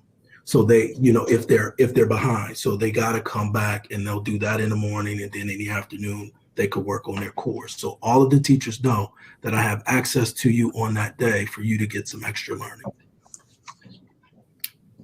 Okay. I think if you just sent us a draft of the planned schedule, it would make sense because it's not making sense. Yeah, and we have the team. The team is working on that actively. They met this afternoon to start to mock up different schedules. So we'll get that to you by the middle of this next week so you can start to see how this, and we'll just have you like follow some students through the schedule. I know we are, this model, we are pushing for innovation. We're pushing, this is not a model where we're saying we don't want high school students to be in a site-based setting. That is not what this is about. This is a complete opposite, where we have been in this more inquiry-based, hands-on, project-based mode. So let's keep doing that, and let's make sure that we're providing the academic supports for students, but we're tailoring it to course by course by course by course, instead of kind of the old school notion that everybody else is doing, where you just come to school on 2 days per week. Because as soon as you do that, remember what I said in grades 3 through 8, the teachers are then repeating those lessons. So now you are not getting that other instruction those other 2 days. And then there's a facilitated remote option. For high school students, every course is so unique. It's unique in terms of how hands-on it should be, whether it could be remote, and every academy is now very unique based on our college and career pathways embedded in that. So what we're saying is we will have a schedule where families will know exactly what days a week the kids need to come in. But what we're doing is handing to the academy teachers, you all design what makes sense in terms of the content, the projects, how you may want to collaborate across subjects to work on a project, and make it unique to each academy. The parents will know what day of week the student is supposed to come in, and whether there's those additional support sessions or that additional enrichment time. They will know that ahead of time. But we believe that this kind of flipped classroom concept, where the core kind of content can be remote, and then you're prioritizing coming in to do projects, that is where it's at to support our college and career academies. I know we're pushing the envelope in innovation. I know we're challenging you to think out of the box in terms of how to bring students in rather than the 2 days a week, just kind of set schedule. And I think the disadvantage is we don't have all the schedules to start showing you yet, but we'll get those to you the middle of the week. As long as you say tonight, keep working and keep moving in this direction, and then we can give you another update next Monday. Okay. Mr. Alexander? Oh, okay. Can you hear me? Yes. And then Dr. Hall. I was going to pass, but since you got me here, I'll go ahead and do it because I know there's other questions, and mine is basically more or less of a comment. And I want to say, as Ms. Mansfield mentioned earlier, Akron Public Schools is unique, and what we have to understand, there's no cookie cutter fit for any school district, but all the school districts across the state and across the United States is different. And so we're going to be looking at different plans. I do like our options because we're given options, and we have to think about the teaching and the learning, which I understand, and that's very important. But I also want to think about the safety, because if you don't have the safety piece in there, there's not going to be any education, teaching, and learning going on. So we have to think about that safety piece as well. And when we mentioned Dr. McWilliams-Woods about some of these other districts, these smaller districts doing the social distancing of a couple feet and so forth, we have to understand that some of these schools, a lot of these school districts we're talking about are much smaller than Akron Public Schools. And we're a medium-sized school district, basically. And we have to look at the numbers that we have. And so our numbers are a lot larger than some of these smaller schools. So there are some things they're going to be able to do in their school districts that we won't not be able to do due to the number of kids that we have and due to the number of kids that they have in their district as well. So I just want everybody to understand it is going to be unique. This is not going to be the same type of education that we've been looking at for a number of years. And we're going to have to also get ready to understand and be ready that this may be the norm as we move forward. It may not be the old way of education. This might be a new way. So we need to get ready and prepare for that. And I think we're moving in the right direction. So thank you. Thank you, Mr. Alexander. Dr. Hall? Yeah, thank you, Mr. President. I have several questions, but I'll lead with a couple comments first. Number one, as folks who are elected by the community, we as board members have a certain obligation to ensure that we're, getting answers to questions that our constituents are asking of us, demanding of us. So please know that as we sort of walk through the rest of this presentation tonight, that I've endeavored, or am endeavoring to ensure that I ask as many of those questions as possible. My second general comment before I sort of start asking questions with respect to the models is regarding, I think we threw out July 20th as a possible date, to approve a plan. And let me be very candid and frank. I don't believe that we have done enough yet to engage the community about this plan. And so now I'm not here to lay blame on the folks in this call, because part of it, is we also need our parents and other folks to engage us as well. But as Mr. Alexander just pointed out, we are a much larger district, and therefore it might take a little more time to ensure that we're getting appropriate community and stakeholder feedback before we make an attempt to approve a plan in just 7 days. So regardless of how perfect the plan is or isn't, right? So I just want to feel like as a community elected official that we've done all that we can to ensure that we're getting feedback from as many sort of rank and file teachers, parents, caregivers that we can. So and again, and I remain skeptical that we can do that in 6 days. So those are my sort of first two comments. Number three, I would echo Mr. Bravo's comments around our teachers. We talked about a lot about student safety. I am very concerned about teacher safety. And so we know that if you look at sort of national data, and we have our own data as well, but we know that there's a significant percentage of our teachers who are going to fall in that at-risk age, in those at-risk age groups. And so a lot of the questions I've been asked from teachers are, and we can answer these later on, but I just want to sort of tease you with these. But questions such as, if I get sick from COVID, can I file for workman's comp? If I get sick from COVID what do my healthcare benefits look like, as far as, the usage of my sick days and whatnot. If I'm a teacher and a loved one is high risk, and they get seriously ill, who's covering their healthcare costs, right? So there are a lot of questions. As we talk through these models, I guess a question I have is, can we staff these models? Because I've heard from a lot of teachers who are very unsure about whether they are going to come back and teach in person.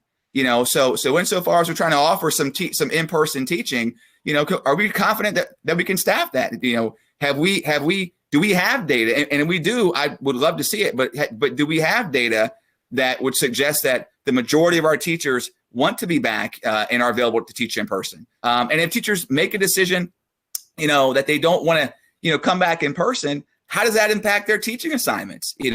So and their placement within their buildings and their standing. So I have a lot of questions about how we're caring for our teachers. And but I'm not asking for answers for those right now. I'm just sort of that's my teaser. But my first question with respect to the model is in thinking about that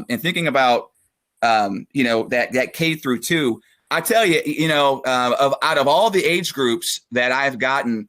That I've heard from the third grade group, like more than any other group besides high school. I've heard from teachers.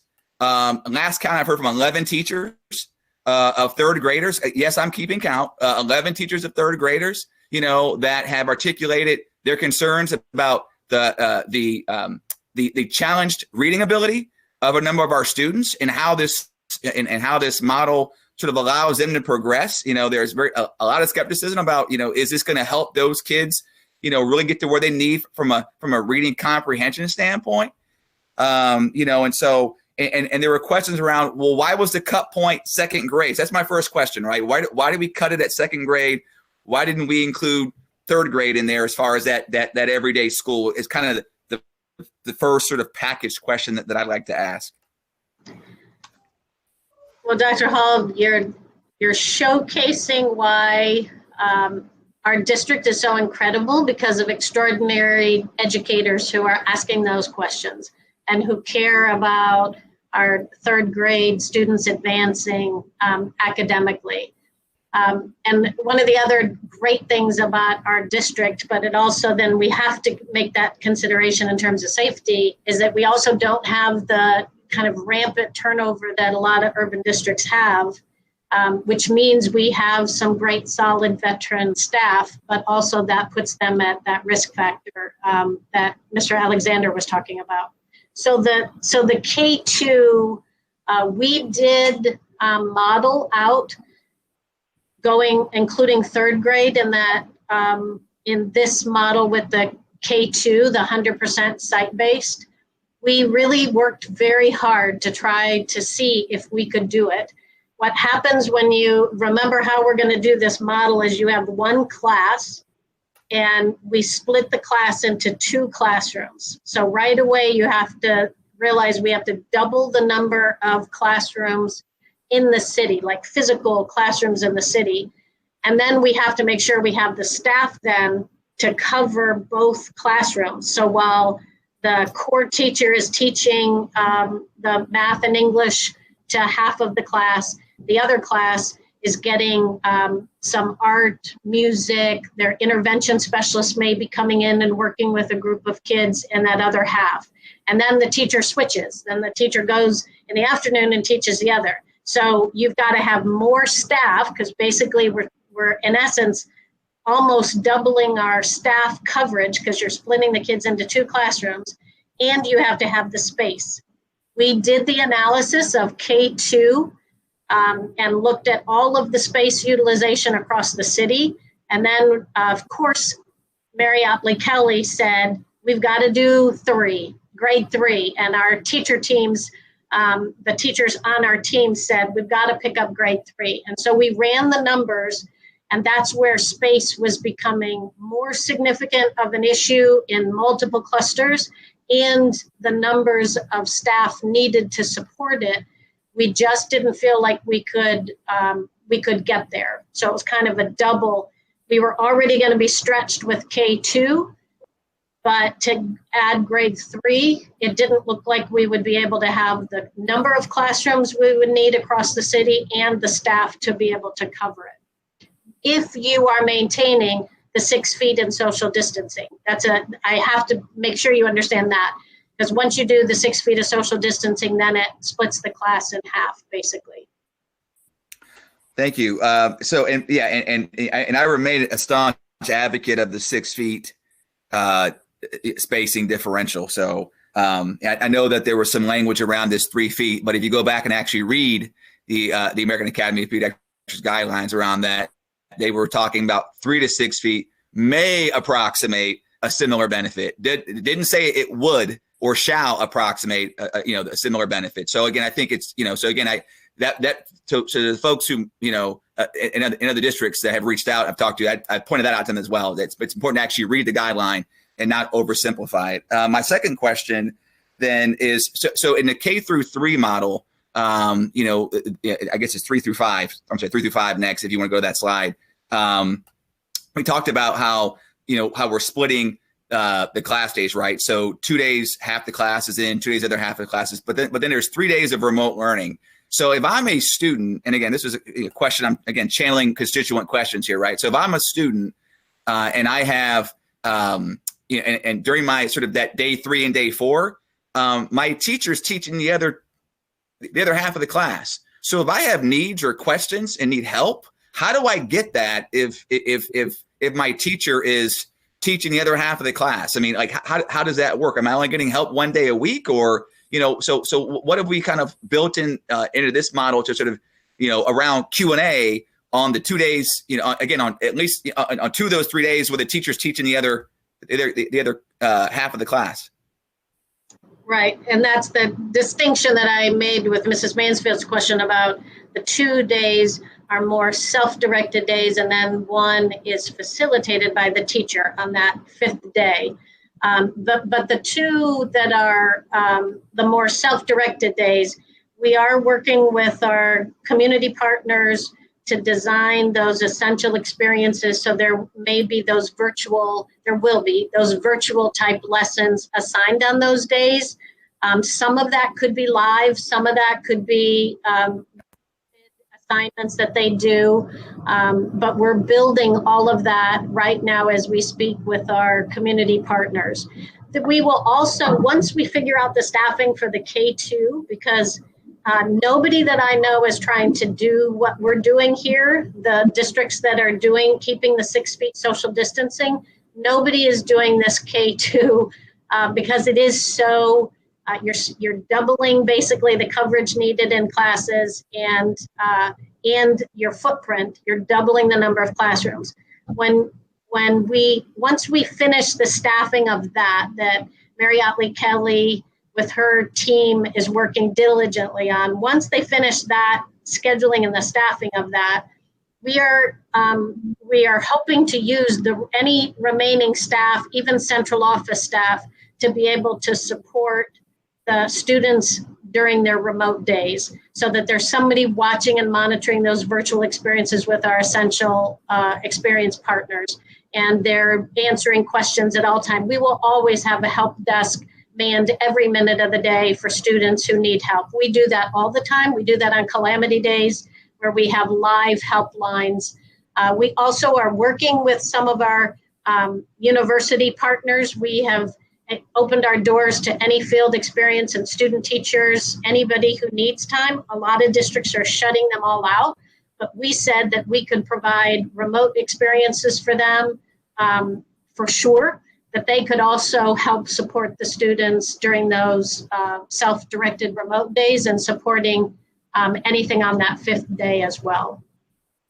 Thank you. Before I move on to the high school part of the model, I do want to strongly urge the folks on this call to re-examine the plan and seek to find some sort of way to include the 3rd graders in this, in that K-2 group.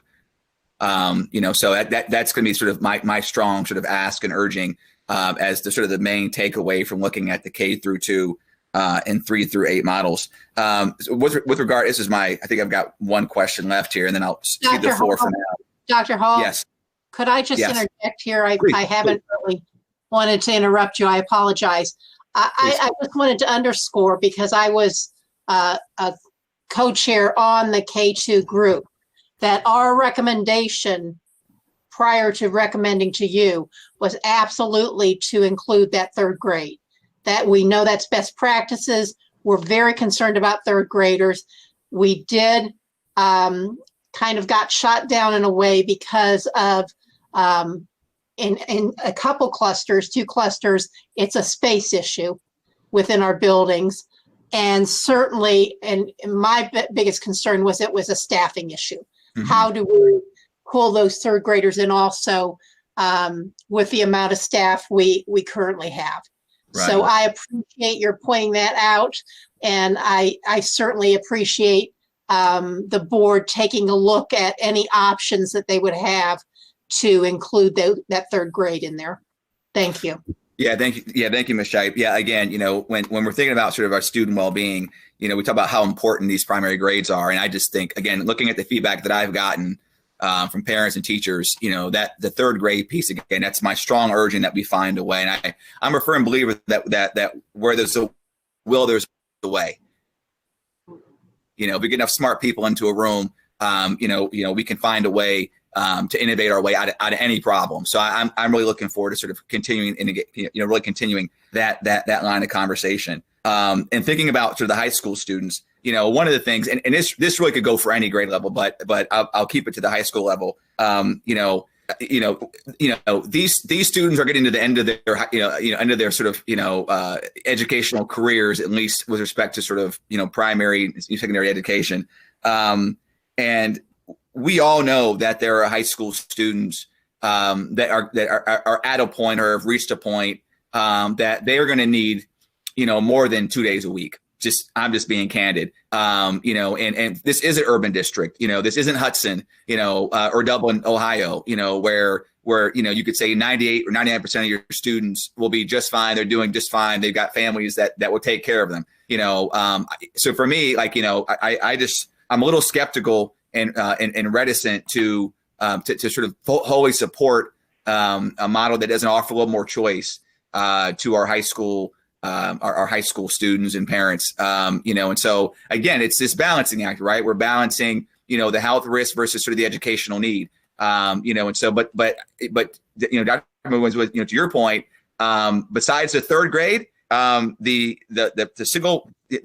cacophony that I have been hearing is largely around high school. When we think about, if you contrast the K through the K through 2 group, right? These are the kids that arguably, are the least likely to follow social distancing, the least likely to keep a mask on, the least likely to cover their mouths if they sneeze, right? And yet we found a way to innovate and come up with solutions to keep these kids in school. Whereas the high school students are the ones who, in theory, are the ones who are the most likely, to keep a mask on and, be able to sort of follow simple instructions around social distancing, right? And yet we haven't afforded more choice to them as it relates to in-person attendance. I'm not here to suggest that we should be offering all high school students in person. I'm simply suggesting that I would love to see us again, sort of really, discuss another option that would provide choice. So really look at, all right, if we gave high school students the choice, to attend 5 days a week, how many of them would choose that? So I know that we've got survey data that we've done with our parents and whatnot, and maybe we do another survey, to try and get some more information around that. But again, what I'm hearing loud and clear is that high school parents want more choice with respect to their high school students. As far as more days, whether that's, The two options would be, we could certainly do 5 days a week for a high school. If the board decided that it would probably be 2 feet of social distance would be okay. And that's actually what Dayton City Schools is doing. They are doing 5 days a week, 2 feet of social distance, K through 12. And that we could do that tomorrow, if that's, now we're recommending staying within that 6 feet of social distance, but the schools that are doing it because they're not following the recommendations from, all of these major national organizations and the scientists on the 6 feet. So we could do it that way. The other option would be that we could do the same exact model as the 3-8, and we could do 2 days a week and split the classes in half so that half of the kids go on Monday, Wednesday, half the kids go on Tuesday, Thursday, for example. The disadvantage of that is you're actually reducing the instructional time for students. Because again, teachers are teaching content on Monday and Wednesday, and then they're repeating the same exact content to the other half of the kids coming in on Tuesday and Thursday. The high school students are actually getting 5 days a week. They're getting instruction. Some of that is site-based, some of that is remote, but they're getting a full week of instruction. So that's the trade-off. When you increase that seat time of 2 days and a set schedule, now you're actually reducing the instructional time for the high school students. And our philosophy is that the high school students, they are able to accommodate that remote learning better than any other grade level because of their maturity and because of the support that we'll be able to provide them. They will be able to come in site-based for their projects and on that set schedule. So that's why we're leaning towards that model to actually maximize the instructional time for high school students rather than almost cutting that instructional support in half with complex high school courses. These are a lot of higher level courses that students are taking even in geometry. imagine having to do that more independently, a geometry course, for example. So that's why we're leaning more towards that model. But that is obviously the board's call on that. Ultimately, whether we do reduce to 2 to 3 feet of social distance and we can bring all the students back at the high school level, or we could do the 3-8 model and have them come 2 days a week. Thank you for that, and understood on all points. Again, salient points, you make all of them. So let me be very clear too. Like I wouldn't support a plan that was not 6 feet of social distancing. What I'm suggesting, and so let me be very clear on that, right? So what I'm suggesting is that, is there a way, as we kind of think about this, to add an extra day, to the high school program, right? Or alternatively, if we listen, we know that we've got students that need more than 2 or 3 days a week, and that might be a very small percentage of students. So the question is, looking at their performance in 11th grade or 10th grade or whatnot, how many of these students, could benefit from an extra day, or two, and so maybe we're talking about 100 kids per school that would be, that would need to be there more than 2 or 3 days based upon sort of their previous academic or current academic performance. So again, I'm sort of bringing these things up to kind of say, hey, is there a way to, to innovate our way, sort of out of some of the concerns that have been raised by folks in the community. So that would be the last question I have. Yeah, and that's the last question I have with respect to the models. Thank you. The last comment you said is exactly what Mr. Black talked about, that for students who need it uniquely in the courses, based on the academy teacher sitting down and saying, this cohort of students, they're really struggling either with the remote or they're struggling just with the content, period. And it doesn't matter, site-based or remote, they're struggling. They can decide to have those students then come in for that additional time and that additional support. So what you just described is exactly the model that can be individualized when you don't have kind of that set, everybody comes 2 days and then you repeat the other 2 days, the exact same lessons. You can be flexible that way based on the needs of students. Thank you. Good, thank you. Ms. McKittrick and then Ms. Autry. Thank you, Mr. President. In the 3 through 8 model, will there be any way for the kids on their remote learning days to listen in to the lesson again?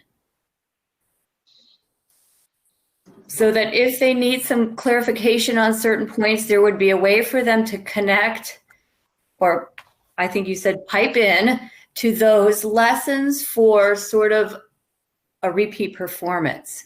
And then just a comment about, I concur with Dr. Hall about the importance of including the 3rd grade, if there's any way we can make that happen. When we talk about the importance of the 3rd grade reading test and how important, the importance that we put on that, I think we do them a disservice if there's not a way that we can include them as well. Thank you.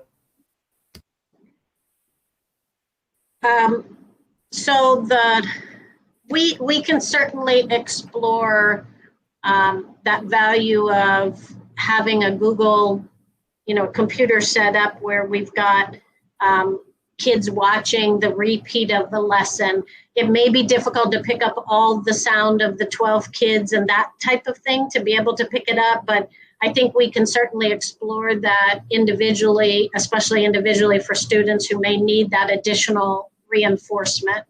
The downside of that is all the time that student is watching into that lesson, they're not advancing their learning.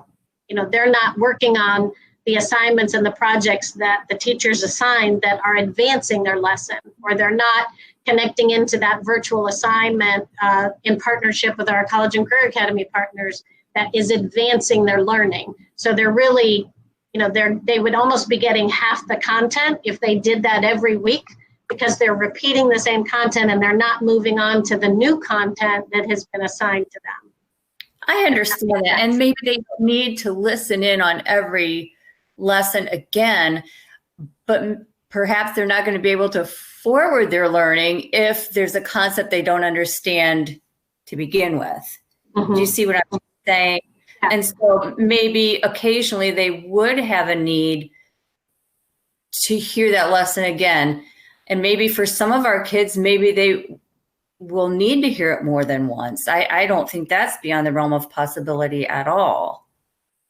Yeah. Yeah, I think we can explore that. There may also be an opportunity for some of our remote teachers to videotape their Google Meets and let another student, because they'll be teaching the same concept. So there may be an opportunity for someone who needs reinforcement of a lesson, because our remote teachers, that environment is easier to record a lesson and then post it for the student to get that reinforcement. So we can explore options like that. Thank you. Thank you, Ms. McKittrick. Ms. Autry? Yes, thank you. And again, thank you for the team. I know this is a really, really tough decision that we are going to eventually have to make. My comments are related to high school, which is where I got a lot of calls and emails about it just because of my background. So when I think about our high schools and some of the challenges we've had already with them, there is a concern about not having enough in-person options, for the high school level. And I'm wondering if at all in the discussions it came up, evening or weekend options. And also when I think about staff members who are at risk and have concerns about being in person, do we have, has that been discussed at all, having a weekend option, evening option? When I think about my field of nursing, we have nurses who just work every weekend, and that fits their schedule, because some of our staff members have young kids as well in other districts that they're going to have to be concerned with. So that's one of my questions. We did discuss for really all the grade levels, because when we were trying to maximize the amount of time with students, when you have half of the students, we were looking at, do we flex the schedule and go till, have one shift in the morning, by like 2 o'clock, and then we have another shift that works till 8 o'clock at night, or do we do weekends and all of that capacity? We didn't go that direction because of the expense, the logistics of our staff to try to staff that and accommodate that, because we'd have to administratively, we would have to figure out supervision for both of those shifts. It became a staffing issue on being able to accommodate more time like that. We didn't think we would be able to do it without, again, like doubling our staff. And obviously that is a difficulty for all of us because of the pandemic and the financial hit that's also happening, that we couldn't see doing it in a way that would keep our staff whole without adding staff, and being able to have the choice for our own faculty to be able to, that we wouldn't have enough staff who would say, yes, I'd like to work till 8 o'clock at night or on weekends. And we weren't in a position that we felt, both Ms. Shipe and I, to be able to force people to do that, to change to weekends or evenings because of their own family commitments. So again, and I'm not suggesting force, I guess I'm thinking about that word flexibility that we keep tossing around, and you never really know unless you ask. It might work out very well for some staff to be able to do that. But so I'm hoping that we can be creative and just look at that again. And maybe it's just a certain course that's offered that way. My other comment, I have many, but I'm just going to end it with this one. Whatever it is that's decided, I am in favor of having some type of simulation, and I would like to participate in that simulation. And I would hope the team that created the plan would be willing to participate as well, because that would reveal a lot. And I would also say that one of the things I heard is folks wanted to give their input, and I'm just not sure how folks were picked for the surveys, the focus groups, etc. But I think there's a lot more opinions out there that we have not heard from. I know sometimes we have to move quickly But we just do not want to overlook the folks who are actually going to be sending their kids or trusting us to educate their kids. So I don't know if that's what you were referring to about the August staff prep days. But I think it would be a good idea to have some sort of simulation of what this might look like. I actually love that idea, to be able to really walk through schedules and walk through. And I do think we're going to have such different routines that we can't design sitting outside of the schools. It has to be the faculty and the custodians and the secretaries working through all of the routines on how we're going to bring students safely through all the meal service issues, the isolating students when they do have symptoms. All of that is going to require very intensive planning and detailing, and a simulation could certainly be a part of that. Let's walk through a student's day and look at all the things that we need to take into account. And actually, Deborah Folk and our operations team members did that on paper just to start to look at some of the costs. They actually ran through a student all the way from pickup to getting them to school, just that alone. And that was very helpful and informative. So I like your idea of doing that in every school as well. I'm sorry, this is Dr. Hall. Miss Autry raised a point that I just want to ask a follow-up question regarding. That's the evening and weekend component. And I heard the response that some of the models we were looking at doubling our staffing. It made me ask, and maybe this has already been asked and answered in a previous meeting, but are we really trying to sort of move forward and be sort of staff neutral from a budget standpoint? Because as I think about, COVID and teachers getting sick and subs getting sick, I think it's possible, that we find ourselves running, through a lot of our teachers very, very quickly, depending upon, sort of what we see happen in our schools. And so, and also too, as you think about the evening weekend options, I know that there are no shortage of teachers. There are a lot of folks that would love to be employed as teachers with APS amongst other things. And so given the option to either not work with APS or get hired in, but you're going to work evenings and weekends for a while or rotate, I mean, perhaps, you decide to do that, in order to get into the system. So again, those are all sort of questions we can sort of kind of think through. But again, Ms. Autry sort of raised that point, and made me think about the evening staffing, and then also too about our regular staff. Are we confident we have the staffing? And are we planning to sort of have folks in the pipeline and ready to go if we see a lot of teachers get sick from COVID? Yeah, certainly.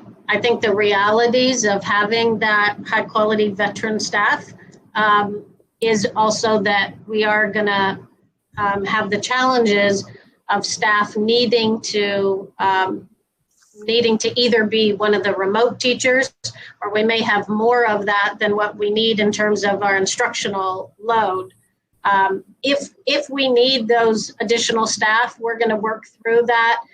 Certainly if people are sick, we will use subs. We're not going to short people if they're sick or if they need to be home because of identified COVID or having to quarantine or anything like that. Certainly we'll provide subs and have the coverage. One of the good things is we're not going to be doing massive professional development and having teachers with subs. And that typically in a district our size with around 2,000 teachers, that's about 40 subs a day that we always have available just for professional development. So we do know that we're not going to be using those on at a weekly kind of basis, so that those 40 subs can certainly be supported wherever we need it across the district. So could I just weigh in here just quickly? Because my mind is just spinning, and I do have to weigh in. So yeah. I understand that we're all also under a time pressure. August is coming, whether we like it or not. That's going to happen.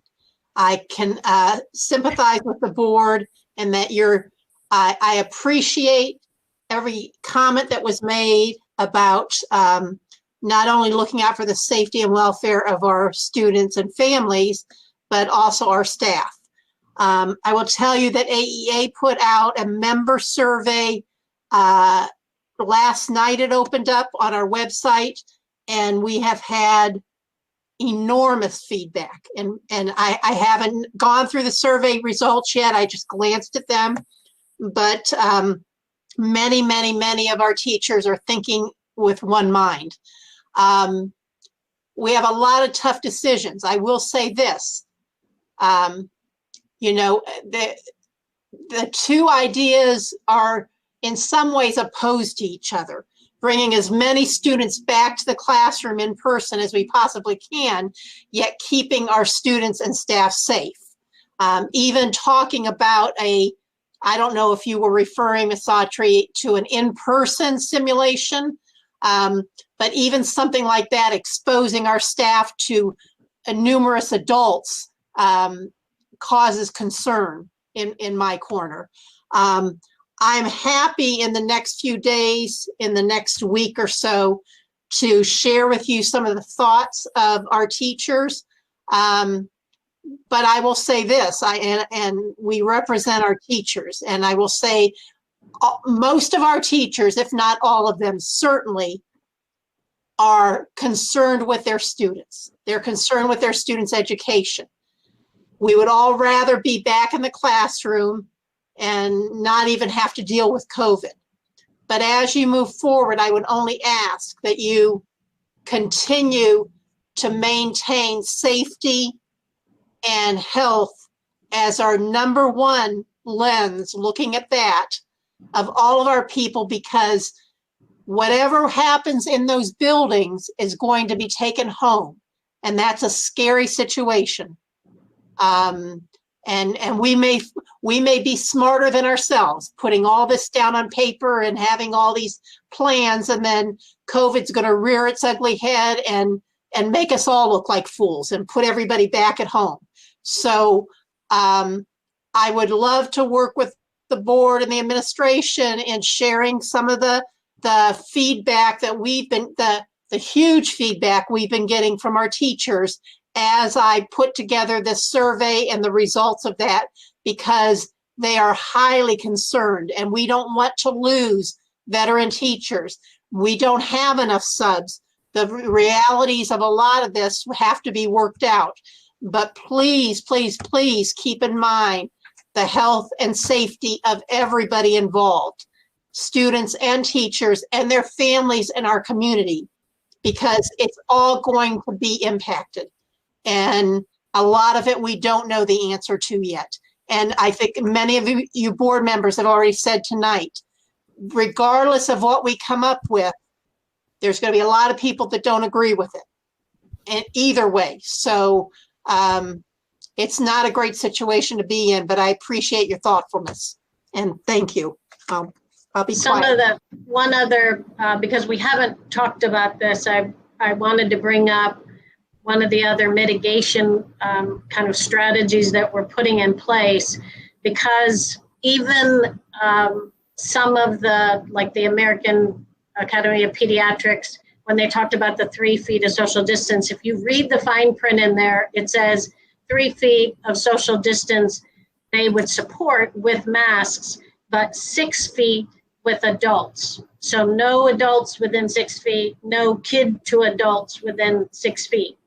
So there's always this nuance which reinforces the fact that the safety of our faculty and staff has to be that major focus for us. It is with our kids. We talk about our kids a lot, but we also have to talk about our staff. And so Ms. Shipe and I have talked about doing virtual staff meetings, doing virtual, if we're doing professional learning communities, doing virtual lunchrooms, or having people stay, so that the adult to adult interaction also, we have to be incredibly careful about that and make sure that we're maintaining that 6 feet of social distance and not putting people into that context that is even greater at risk than the youngest children.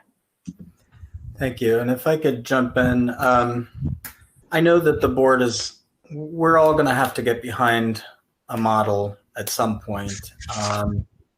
And we're going to have to follow the science. We're going to have to follow our hearts a little bit. And as has been said multiple times, we're not going to come up with a perfect plan. We're not going to please 100% of the people with 100% of what we decide. But I think it's clear just from the questions that you all have asked so far that we're being thoughtful.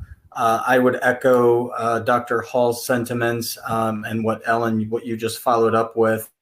Just my personal comments here. I believe that 6 feet of social distancing at a minimum is important for the adults, for the kids, to the greatest extent possible. You've heard here tonight too the concern, not only as Pat just reiterated from what folks have said, but the concern for the students, but also for staff safety. And you had mentioned earlier some staff prep days at the beginning.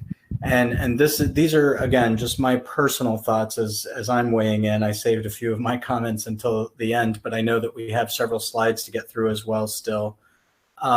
Those staff prep days, Lisa mentioned earlier, and someone else said, we tend to Akronize everything. We are uniquely Akron. We try to do what's best for us, regardless. And so while I do want to know what's going on in other districts, and I appreciate hearing not just in our county, but from around the state and even around the country, what other districts are doing. And as some folks have pointed out to us in recent emails, even what other countries are doing. I appreciate that, but I'm also looking at Akron first and foremost and our kids. And to that being said, if those staff prep days, if we don't have enough time, if we're still trying to figure things out personally, for me, I'm telling you, I would also support those staff prep days. I would support a delayed start. I would support those remote options in the beginning or whatever that means to make sure that we're making the best decision possible and that we're not rushing into anything because we feel the pressure of August approaching, and that's just me. That's the way I feel. But as we continue to talk about these models, I'd like that to be part of the discussion because I think it's important. And again, while August is fast approaching, I just have to say, I don't want to rush into anything. I care about our students. I care about our staff. I care about the city. I know we all do. So I'm also not suggesting that it's just me, but I'm just saying, I really think it's important that we take the time to get the decision right or as right as we can.